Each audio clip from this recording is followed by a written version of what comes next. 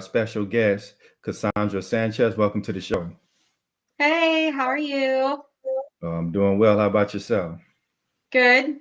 Little tired and on an energy drink. Good to go. I feel you on that. Same here. It's been a busy day. So, just to get started, can you give us a little bit of background? Can you tell us about yourself? Yes. So I am a senior front-end developer at an agency.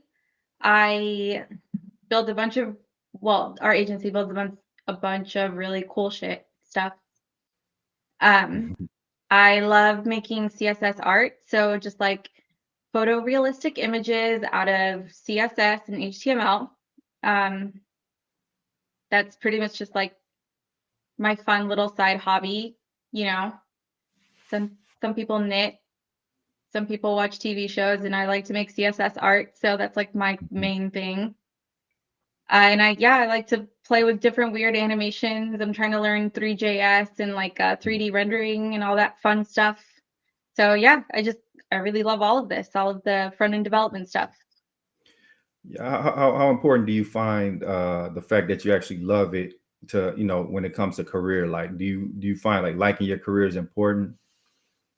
Absolutely, because if you're not, I feel, in my opinion, obviously, like I feel like if you're not trying to like figure out new things, or if you don't have like some sort of curiosity and excitement about it, you're not going to like improve as fast as someone who does have curiosity, who does like on their own free time be like, oh, I wonder how they made this, and like let me try to figure that out. Like, cuz if you don't really find like passion or care that much, then you're fine either way. It's just you're not going to, I don't think you're going to advance as much. And I think the passion and the excitement and the creativity and all of that, it really like shows in your work as well. Absolutely. How did you get into coding, and when did you find like this is what I really want to do? Yeah, so I initially went to school for architecture. That was a very like hands-on design, and I do mean like hands-on like building things and a lot of drawing and realistic drawings. So I hated the architecture part, but like the artsy part was kind of fun. But I dropped out, so then I was kind of floating around for a little bit, didn't know what I wanted to do, and then my mom needed a website for something, and so I was like, oh, okay, I think maybe I could figure this out. There are like a bunch of tutorials out there, so I started making her one in WordPress, and that's where like the whole CSS thing came up, because trying to like edit a nav bar, change a color of something, if you don't know CSS, it's pretty impossible. So from there, I just started reading tutorial after tutorial, realized I hated WordPress. So went with just HTML, CSS, and JavaScript, and took a lot of self-learning. I don't do very well in like boot camps or like actual class environments. It is not my thing. But self-learning is where I just completely thrive, apparently. So um, a lot of self-learning and stuff like that, and then um, found like a super junior job after maybe like 6 months of building that site and trying to like learn things by myself. It wasn't even like a web design job. It was called web content administrator, which was literally just editing HTML files and CSS files. But they were amazing because they let me just kind of, you know, I was so excited to even just like be there and like being able to do that, that someone would even hire me for this, because still super fun thing to do, that they just kind of, build landing pages that are like super creative and weird, and they were excited because I was excited, and then I don't know, it's just, yeah, that's how it started. And uh yeah, and then the pandemic hit, and there was so much boredom there that I was like, you know what, I'm going to try to do, I saw on Twitter 100 days of code. Have you heard of that one? Yeah, yeah. Okay, so I was like, you know what, maybe I'll do that. I'll try that out. I don't think I even posted anything on Twitter before. So uh every day I started posting something, like just anything, like these are how I learned CSS transformations, or like this is how you move this from here to here and stuff like that. And it just snowballed into CSS art and stuff. And that's, yeah, just literal consistency and curiosity. Absolutely. I see you've gained quite a bit of following for your amazing CSS art. Has you posting this stuff on LinkedIn, like just the fact that you're really visible, has that given you opportunities you wouldn't have had before? Oh, absolutely. Absolutely. I even like posted something similar to that sentiment on Twitter the other day, and my previous manager like ended up commenting on it and being like, "Yeah, no, she's right. That's literally how I found her." He saw my CSS art and he had his recruiter contact me and try to get me over there. So yeah, like absolutely. And that's how I got my most recent job too. And Yeah, I I do mean, find. I've even had interviews and they're like, the only reason I even decided to interview was because I saw what you were doing. Yeah, that is extremely important, especially in times like this when a lot of people are getting laid off. I think a big mistake a lot of people make is like, once I get the job, I'm gonna disappear and disengage from the community.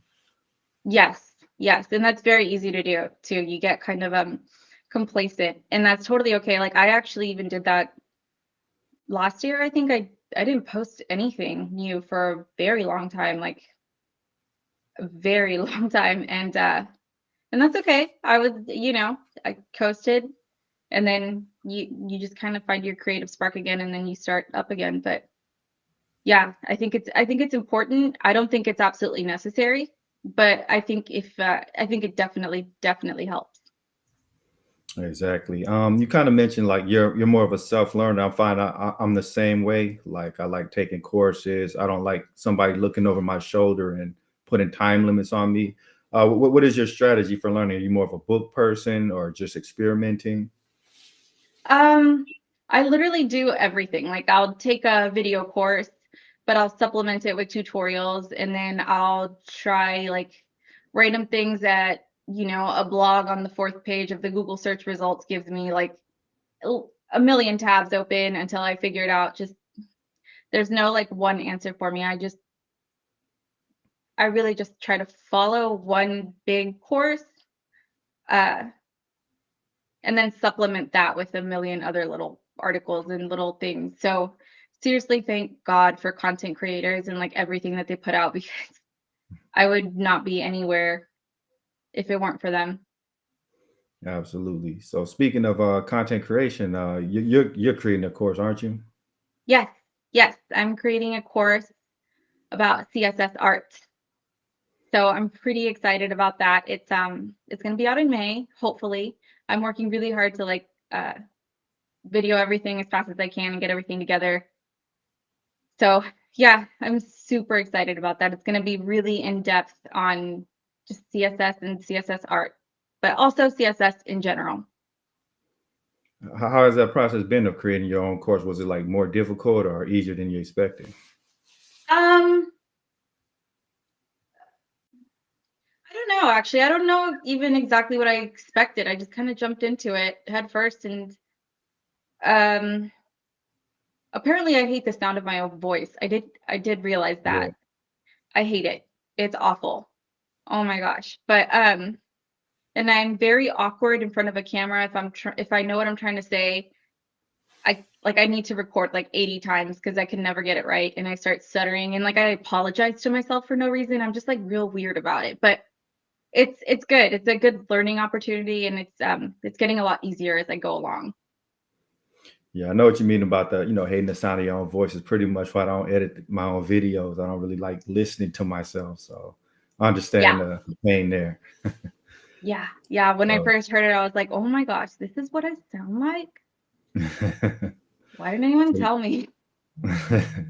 so we actually got a question from the audience. Shamika says, how important is having an online presence as far as being a front end developer? I think it's pretty important. At the very least, you need to have a portfolio. And I was actually talking to, sometimes I have like coffee chats with developers who are, learning and trying to break into the industry. And I was talking to one earlier this week, and I think I was telling her the most important thing I feel is definitely a portfolio, and to stand out on top of that, add something a little bit weird to your site, like just anything, something like if you look at my site, I have like a weird kind of static background. Like that's weird. That people are always just like, oh, I like your weird static background. Like add add some, because so many portfolios look the same, like because people come out of boot camps, they all learn the same thing, they all put the same things in their portfolio, but just like adding one weird animation, like it doesn't even have to be super complicated, because like even the static effect is so easy to replicate. Like it's just something weird, just stand out a little bit. So yeah, Absolutely. sorry, a little off topic, but yes, I absolutely do think a portfolio and is important, but I don't think you need to have like a huge following or anything like that. Are you? Is there any strategies you're pursuing to really build up your following? Because I believe you're at like 10K now.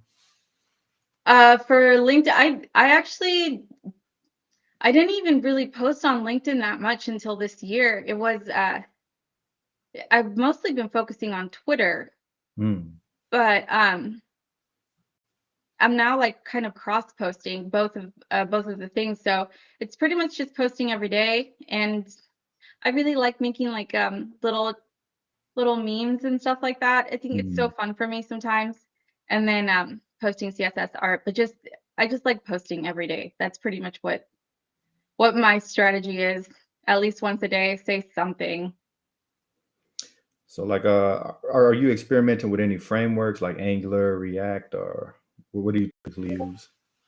Um, so no, actually, like I could, but at work we pretty much just use our own framework, which is something the owner of my agency built, which is pretty great, and it's extensive and it has everything we need. So yeah, I don't really experiment like frameworks. I feel like if you know one, you can figure out the rest. So on my end, I don't for like my personal projects, I usually just go HTML, JavaScript, and CSS. But if I usually everything that I build is like CSS art or just like a showcase page. So it's not something that you really need a framework for. But if I were ever to build something a little bit more complicated, then yes, absolutely, I would definitely use a framework. Mine are just Absolutely. more showy and not so much usey, if that makes sense. Is there like anybody you follow in the JavaScript or CSS community that they really make some amazing things? Oh my gosh. Have you seen Bruno Simon, Mm-mm. the 3JS journey? He has a 3JS like whole course, and it's Mm. incredible. Like his everything, I mean, like stop what you're doing and look him up. Incredible. Like it's everything. Like I want to be him when I grow up, like the whole thing. He's like probably the coolest developer I've ever seen, easily. Yeah, I'm gonna definitely check him out. What about the books? Were any books like really in terms of it? Good question. Uh, t- t- I do like Don't Make Me Think. I forgot who wrote that one. Don't Make Me Think. It basically just tells you like not to use like so much jargon in your websites and kind of like make everything predictable and kind of just get to the point, which I love because I hate all of like the weird things that websites are filled with and all like words that just I don't know, like corporate speak pretty much. And it's just Hmm. kind of get to the point. A button should look like a button, a link should look like a link, things like that. Yeah, I agree. So I really like that one. Yeah, I feel it's like very important to make your personality shine through with whatever you're doing. I think that's really how people end up connecting with you. Yeah, absolutely. Absolutely. And I'm a very like get to the point kind of person. I don't like Mhm. a lot of small talk. I even like video games. I hate having to just like walk around. I want to like immediately like get to the action. It's just yeah. That's exactly how I feel pretty much about everything. So, are you like a NJ? Have you took the Briggs Meyer test? No, I don't know. What is that? Oh, okay, it's kind of like a personality test that it fits everybody into like 16 personality types. So NJ is more like a strategist. That's what they say. likes to think and plan ahead for the future, doesn't really like small talk. Um, I'm kind of along that personality lines because like a lot of the stuff that you're saying, it really mimics my thought process. So uh, Yeah, so yeah, I think that makes sense. Also, the self-learning thing too, you don't like a lot of like yeah. fluff around it. You just want to get to it and just start and get to the content and the meat of things. And even when you mentioned in the video games, like I don't really like open world video games because you're just like wandering aimlessly. I hate it. I hate it so much. It's just like, like people love Zelda Breath of the Wild, and me personally, I'm Yes. like, it's just so Why? boring. Why? I don't get it. I just want to like they're just like little walking simulators. I just want to Yeah. like do something actiony. Yeah, I love like Halo or Call of Duty, things like that, where you just nonstop do something all the time. What do you think about the newest Call of Duty? I hate it. I hate it so much. Uh, I hate it. I hate it. It's so slow. They're coming out with a new resurgence on the 15th, but who's counting, right? So I'm excited for that. It should be a little bit faster paced, so I'll probably go back to it then. But it's been great because I'm not playing as many video games, so I'm, working on the course. oh yeah, yeah, So yeah, because otherwise I don't know what I'd be doing. yeah. Video game, they can just draw you in, and next thing you know, like 5 hours have just disappeared. Yeah, and then another one, and then another one. Yeah, yeah, exactly, exactly. So Are you more of a Sony or Xbox? Obviously, since you like Halo. yes, yes, my husband is all Sony, and he will make fun of me forever because I love Xbox, and we have a game room with Sony here, Xbox here, and we just play together like that, cross compatible games. But yeah, I love my Xbox so much and my Uh, Halo. so like in 5 years, like where do you see yourself? Do you see yourself still in the industry, or you think you're going to pursue more of an entrepreneurial type of thing? Oh yeah, I'll tell you that one. I definitely do not want to be an entrepreneur. It is not my thing. My parents were entrepreneurs, or they are. And growing up, I completely respect people that do that. Absolutely. Like that's amazing. But for me, growing up in that, I would not want to. I just, nope. I like, also, I don't ever want to, manage people. That sounds like something that Mhm. I don't want to do either. That sounds awful to me as well. I'm very particular about these things. I I just want to be at a job that's fun, where I could keep learning and where I get cool projects. Like that's it. I don't Which is kind of crazy, right? Because a lot of people are like, yeah, I want to own my own company, I want to do this, I want to do that. But Mhm. like I just want to keep building cool stuff. Like it doesn't matter how, it doesn't matter like really with who. I just want to build cool and fun stuff and like help people along the way. Yeah, I like having, conversation. Like if I like reaching, I like talking to people that are learning because I remember when I was there and it sucked. So I enjoy doing that. Hopefully I could reach out to more people, in 5 years from now and figure out a way to like streamline that a little bit better. Um, but other than that, I just want to really be doing the same thing, just with more knowledge. So I know something that like a lot of developers deal with is imposter syndrome. Is that something that you've dealt with, and how did you overcome it? Oh, I still deal with it like all the time. They've People have called me the queen of CSS, and I'm still just like, I don't think I even know CSS sometimes. Like, I think imposter syndrome, I don't think it ever goes away, like ever. Yeah, it's something that I just kind of live with all the time. And it's okay though, right? Because I feel like it kind of pushes you to try to be a little bit better every time. But there's always that little like voice inside of your head that's like, should you be doing this? Like, do you even know what you're doing? But if you can clearly make a site, if you can clearly like make something that looks good, like, yeah, you know what you're doing. As I grow older, like I realize that actually nobody knows what they're doing. So Mhm. that's okay. Like I haven't met a single person that's like exactly like who knows exactly what they're doing. Even my most like polished friends, my most successful friends are just like, I have no idea what's going on anytime. And that's okay. It's totally, Absolutely. totally fine.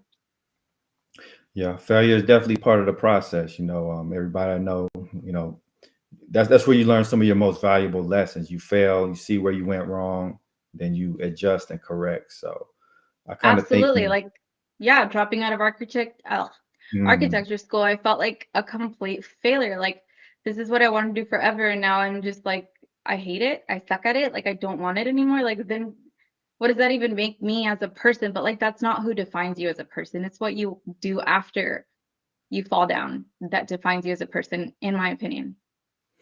absolutely. Like me personally, I've never really liked school because I've almost felt like it was a prison. Like, just sit there, do your worksheets, don't be creative, don't talk. So, the self-learning thing, it kind of allows me to learn without somebody looking over my back and, forcing me to do things. What is your Exactly. opinion on the educational system? Do you feel like it's like kind of constricting for someone such as yourself, or? For me, absolutely. I'll tell you something. So I almost got kicked out of high school because I kept skipping because it was just so boring. Like I hated it. It was I think like the principal called me and my mom in and she was like, if she skips one more time, we're gonna have to kick her out. And there was like 4 months left of school. This is never gonna happen. So they put me in this like alternative school that was different. They instead of doing like a regular high school, they would give you like packets for all of your classes and you would just study those packets. There would be a teacher up at the front that you could ask any questions, but you could just study the packets and then take tests at the end of the week and leave whenever you feel like you studied enough. As long as you pass your test, you were good to go. I ended up graduating like 3 months early or 2 months early because it was just I loved it so much better than having to be in school and having to do a group project with someone that like is not doing their part or having to like watch a video in a classroom because it's a substitute teacher day. So it just felt kind of like a blah, like a waste of time almost. But Mhm. I also understand that again, I'm very particular when it comes to like learning and it took me a while to figure out how I actually learn. Exactly. I think that's a big point because a lot of people that fail school, they think like I'm a failure in life. I'm not going to Yes. be able to get anywhere. But I actually find those are some of the most successful people. A lot of people end up being entrepreneurs because they don't like anybody telling them what to do. They want to experience things themselves, and school doesn't accommodate that learning style. It punishes it. Yes, yes, and then you hear while you're in school all the time that, like, if you don't do good now or in college, like, you're a failure, blah, blah, blah, but really, like, you're not though, at all, like, I dropped out of college, and I definitely didn't do good in high school, as we all just heard, and it's not who I am just because I didn't excel in that learning environment. You just have to figure out how you excel. I don't Yeah, think one size fits all. absolutely. That's an amazing point. Like no matter where you are at life, no matter what somebody tells you, you can be a success. Absolutely. Absolutely. I mean, when I first started learning to code, I literally like I had gotten like a ticket for $40 for something about my car, and I was crying because I was so broke. I Mm, couldn't even afford a $40 ticket. And then I got my first job, but like at that moment when I got that ticket, when I was crying, I was like, I'm a complete failure. Like what am I doing? Like, is it even worth trying to learn this? Like, I'm never going to get a job in this, but like, you just keep going because you're like, well, maybe, maybe I can. Like, I know how to do this. And I was able to change the background color on that. Like, maybe. And sure enough, like 3 months later, I got it. Like, and it's fine. I can totally afford a $40 ticket now. mhm. Yeah, getting that first job is amazing because I was 30 years old, still living at home with my parents, working overnight at a hotel, making $11 an hour. It kind of makes you feel like, oh, I'm a loser or whatever. And Mm-hmm. then, you know, fast forward 6.5 years later, I'm making like 10 times that. So Exactly. uh, it just Exactly. Just because you're in a bad spot now doesn't mean that it's going to stay like that forever. Like, yes, of course, you have to put in the work, but you can put in the work. You can find the time. You can totally, it's totally possible. Like, if I can do it, and I'm pretty awful at learning sometimes, anyone can do it really. It's just do it. Just do it. Absolutely. Yeah. Is there any closing advice that you would love to leave with the junior developers or just any developers out there? Uh yeah, yeah. So again, portfolios so important. So important. Make it stand out a little bit. One thing I do like to do is sometimes I'll look at like weird sites like the awwwwardsite.com. They have a bunch of weird stuff on there. Like just a little animation here or there really will make your site pop and like make you stand out. Um, I think portfolio is just incredibly important. But also, if y'all ever get stuck on anything specific or something, just like always reach out to someone, you like I never did that when I was learning and I regret it because some problems took me way longer, but you don't know how open people are until you try to reach out and you can get a lot of help. There's so many kind people out there that are so willing to help. I'm totally one of them. Absolutely. If people want to reach out to you, where can they find you at? Uh find me on LinkedIn, find me on Twitter. Email me. My email is on my Twitter account. Uh but yeah, I'm on both of those. Absolutely. All right, yeah, I definitely appreciate you coming through. You had a great story. You're a great interview. We love to have you back sometime. But yeah, Yeah, this thanks is for wonderful. coming. I love this. Thank you so much for inviting me over. And again, your whole setup looks so good, and I'm so I jealous. appreciate it. And Yeah, yeah, yeah. thank you Whenever you start again. your podcast, yeah, invite me on. All Yeah, absolutely. right, thank you everybody for tuning in. We'll catch y'all next time.